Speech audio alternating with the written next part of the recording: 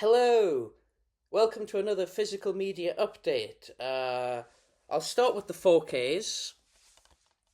Godzilla minus one. This is just the standard 4K release. There was like limited edition versions which had like bonus discs and an alternate black and white version of the film.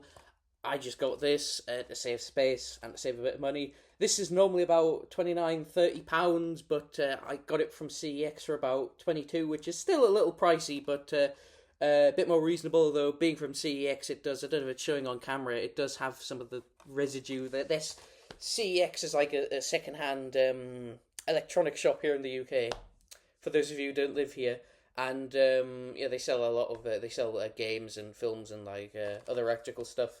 Fortunately, they have these stickers which, when you peel them off, they leave behind the residue, which is quite difficult to get off. But my friend John from Mondo Chelovek Movies recommends using lighter fluid to sort of wipe it off. But I'm afraid I don't have any lighter fluid. I should probably go out and buy some, see if that works. But yeah, this is a fantastic film. If you haven't seen it, definitely one of the best Godzilla films, possibly the best one. I don't know. I'd have to rewatch the original game, but yeah, it is absolutely fantastic, and won an Oscar for best special effects, which you're considering.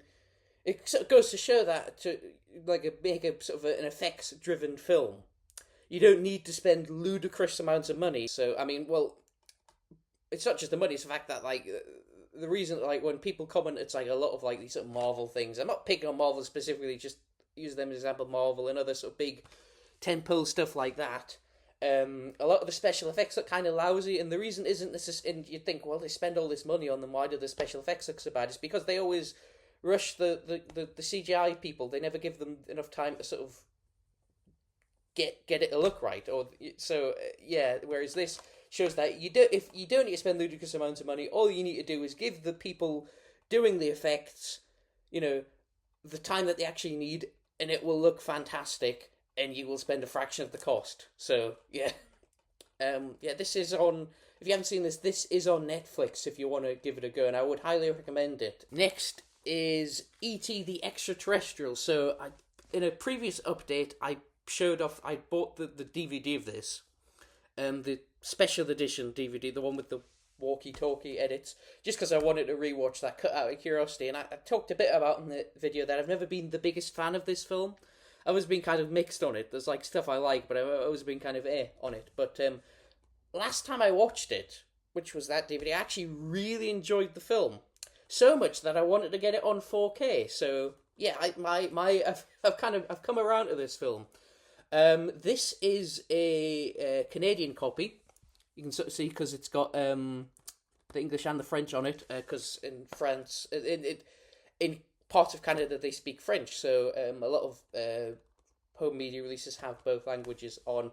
The reason I have a Canadian copy is because it seems to be the 4K seems to be out of print here in the UK. I mean, you can still get copies second hand for like 20 odd quid, but I thought, well, I might as well import because it costs about the same and it'll be brand new. This is it says in the back here, the 40th.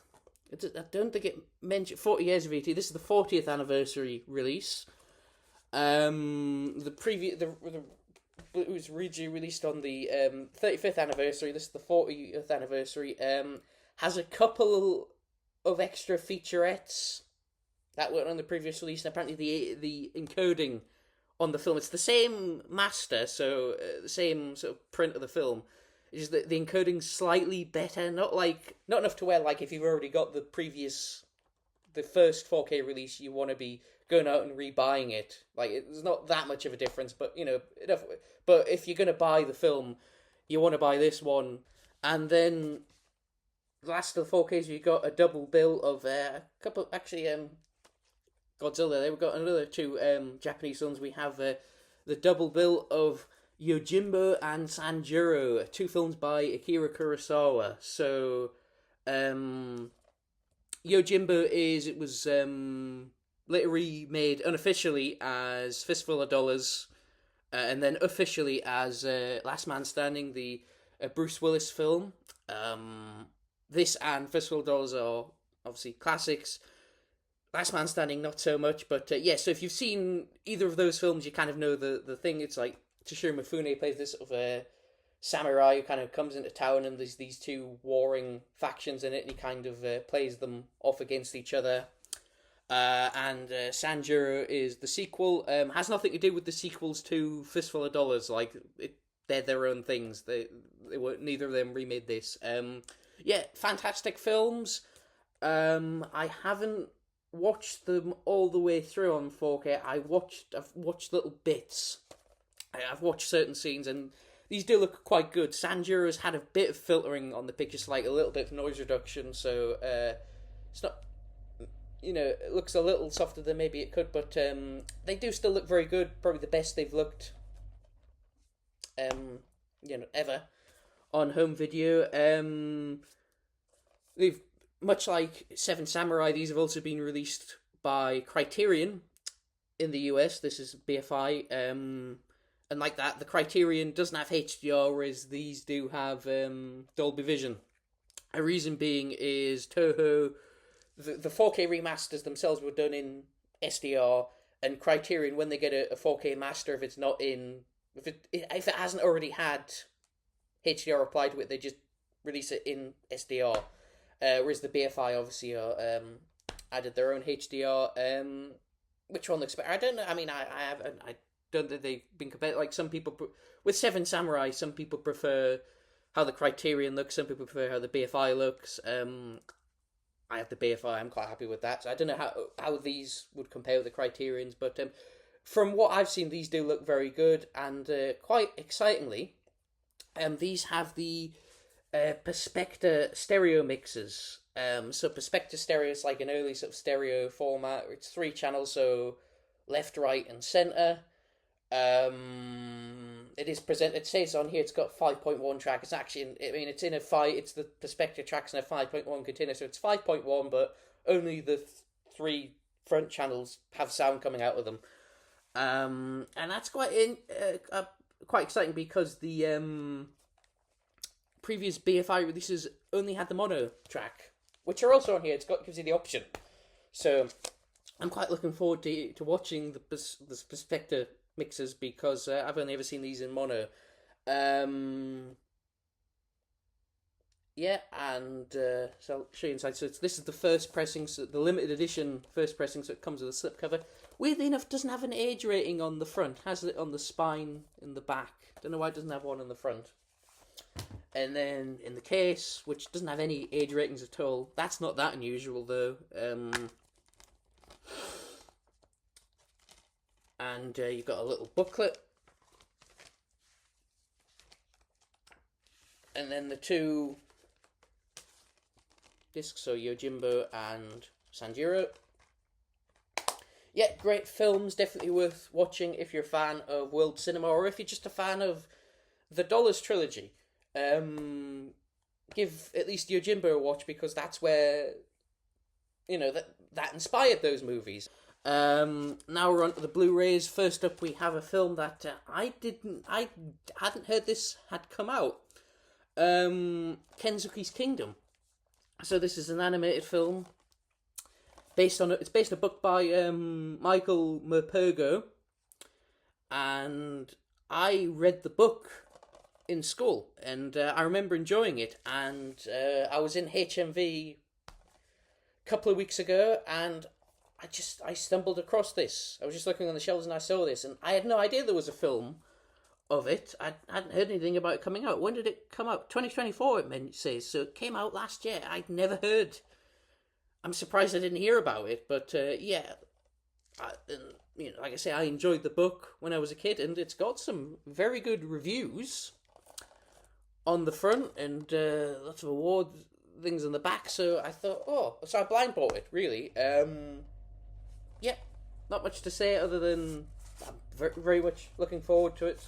Got the slipcover, and then a disc, some nice artwork. Basically, if you don't know the story, it's like a young boy gets shipwrecked on a remote island, and at first he's alone, but then he meets this sort of a Japanese guy, Kensuke, who's also on the island, and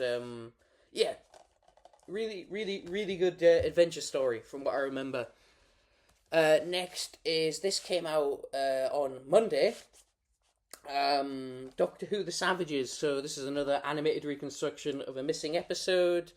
Kind of an episode that gets forgotten. Like, people don't tend to talk about the Savages. Like, it's the one where I didn't know anything about it other than it was the one that Stephen, Peter Purvis's character, leaves. I didn't know anything about it otherwise, and I think actually, now that the animation's out, so there's a way you can actually sit and watch it. I think this might get a reevaluation because it's quite a good story.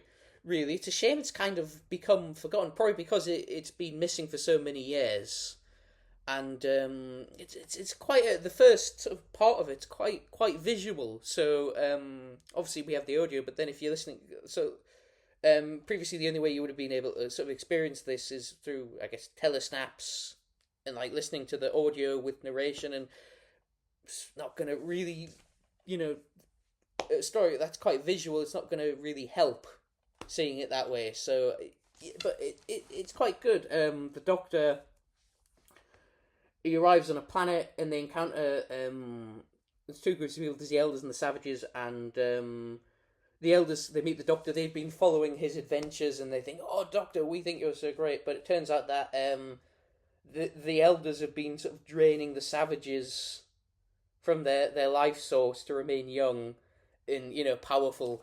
And I enjoyed it. I enjoyed it quite a bit. So you got the slipcover, and then this is the reversible sleeve, which that's just to make it match the old DVD range more. I tend to turn the sleeves around just because, since that artwork's already on the slipcover, might as well have the other artwork the other way around. And then you got the booklet, a little pamphlet advertising Doctor Who. Then you got the disc. You've got the black and white animation, the color animation, and bonus disc. The disc with the black and white animation also has a photo reconstruction. And then if I take this out, you can see there's the other side of the artwork. So same as the slipcover. And then finally, the last of the Blu-rays, we have Michael Jackson in Moonwalker. Michael Jackson's failed attempt at film stardom. So this is a very strange film. It's not so much a film, it's a collection of music videos, and then about halfway through there's a story like it's like the first half is just sort of music videos, and then halfway through a plot kicks in where Michael Jackson and his children friends uncover a plot by Joe Pesci, who's this drug dealer, and he wants to take over the world by getting everyone hooked on drugs. And then they're trying to kill Michael and the kids, and Michael apparently has the ability to, when he sees a shooting star, transform into a car, in a robot, in a spaceship.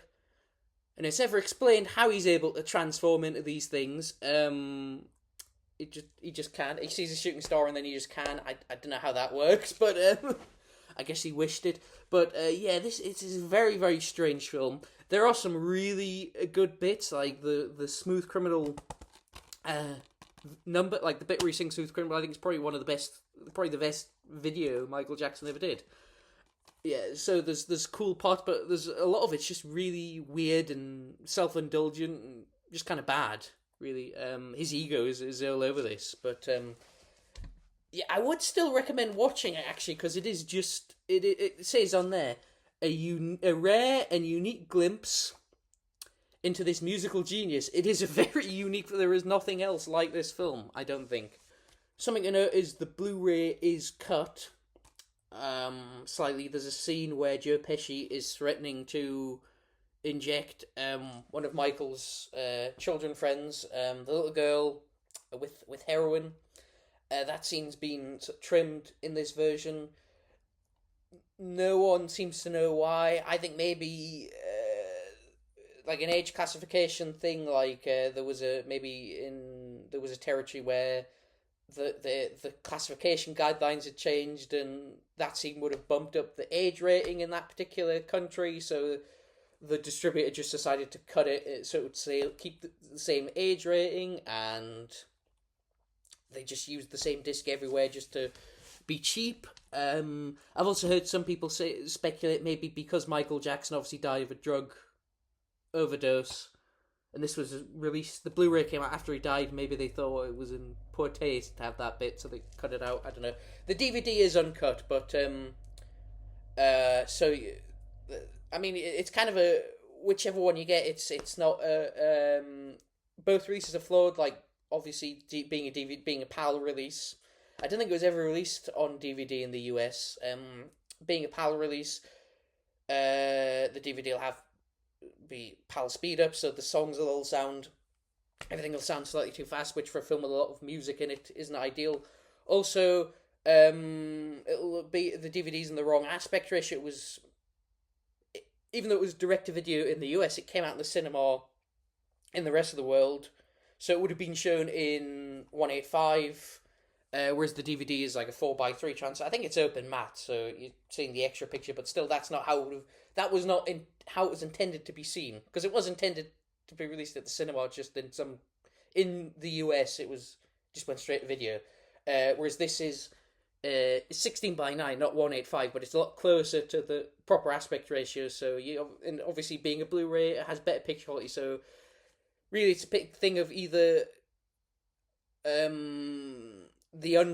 having the uncut film or having better picture and sound in the proper aspect ratio. So much of a muchness. I went for obviously you can see I went for the better picture and sound. Doesn't have any special features, so I'm not a huge fan of him, but I am very fascinated by his life. So I would have liked like a making of documentary commentary or something, because sort of learn a bit about how this was made, because I find hearing stuff about him very interesting. So then now we're on to the DVDs. We have Haxan. This is a Danish horror film, silent film. Never seen it. It's supposed to be a classic. This is the old Tartan Cinema DVD release. I got released on Blu-ray by Radiant, and it was like a limited edition version, and it sold out. They have re-released it, but the re-release version is also limited. I'm sure they'll probably do like a standard, like non-limited version eventually, but I just wanted to watch it now, so I just got the DVD. This has two cuts, so it has Haxan, original version, and also Witchcraft Through the Ages. In fact, you can see that's not a subtitle, that's a different, it's like listing both films. Witchcraft Through the Ages, which is a re-edit from 1968, narrated by William S. Burroughs, the poet, the guy who wrote Naked Lunch. So, yeah. Be interested to check that out. And then last but probably least, we have the Shark Attack trilogy. Yes. So this is... I mainly bought this for Shark Attack 3. Megalodon. Just says Shark Attack 3 on the cover there, but the full title is Shark Attack 3 Megalodon. Basically, it's a classic, sort of so bad it's good film. And I've seen clips of it, and it does look very funny. And the reason I picked this up is because I was talking to some of my friends. I was talking to Dan and a couple of other people, and we were talking about John Barrowman, the actor. And I remembered John Barrowman was in Shark Attack 3 before he was in Doctor Who, and he says a very, very infamous line in this. I'm not going to say it because it's very rude, but just look up on YouTube Shark Attack 3, the line, and it'll be on there. But yeah. So it made me think, yeah, I should watch that because it does look quite funny. And I was on eBay looking for the third one, and I saw someone listing the trilogy, and I thought, well, it takes up about as much room as just the third, like the DVD of the third one on its own would, so I might as well get it. I don't know if Shark Attack and Shark Attack 2 are any good. I don't really know anything about them. Maybe they're good, maybe they're bad. I don't know. I have to watch them and see. This is this doesn't have a outer sleeve. I don't know if it like a digipack usually have an outer sleeve. I don't know if it originally came with one in the person who the previous owner lost it or whatever. It may not have. I mean, it's got like the barcode and the information on it anyway, so maybe it didn't come with one originally. I don't know. That's the end of the update. If you've seen any of these films, do let me know in the comments. Let me know what you thought about them. If you haven't seen any of them, I hope I've inspired you to sort of check some of them out. Please leave a like if you enjoyed the video, and I will see you next time.